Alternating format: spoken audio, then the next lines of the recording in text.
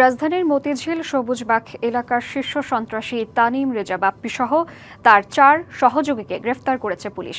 তাদের কাছ থেকে উদ্ধার করা হয়েছে 3টি বিদেশি আগ্নেয়াস্ত্র ও গুলি।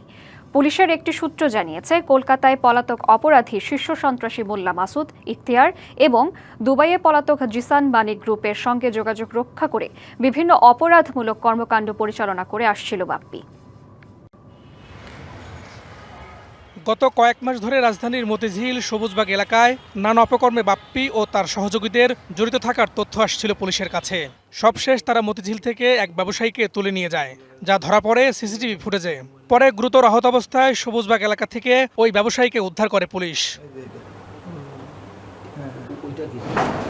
এমন পরিস্থিতিতে শুক্রবার মতিঝিল এলাকায় অভিযান চালিয়ে তাদের গ্রেপ্তার করা হয়। প্রাথমিক জিজ্ঞাসাবাদের ভিত্তিতে শীর্ষ সন্ত্রাসী বাপ্পির কথিত অফিস থেকে একটি বিদেশি রিভলভার, 2টি পিস্তল, 7 রাউন্ড গুলিসহ আরও কয়েকটি দেশীয় অস্ত্র জব্দ করা হয়।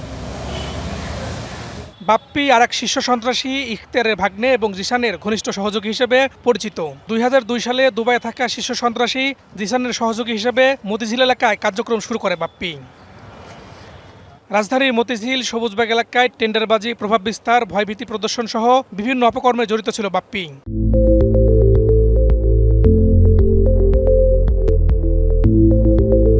মতিঝিল থানার এলাকার হোটেল পূর্বাণী সংলগ্ন এলাকা থেকে তানিম রেজা ওরফে বাপ্পিকে গ্রেপ্তার করা হয় এবং তার সাথে আরও 3 সহযোগীকে গ্রেপ্তার করা হয়।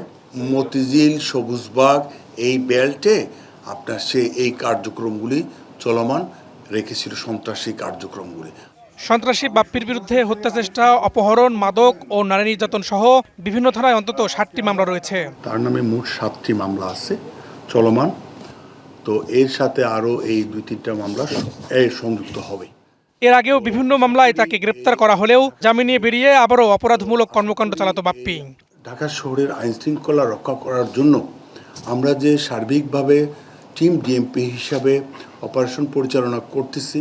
Farhaduzzaman, DBC news, Dhaka.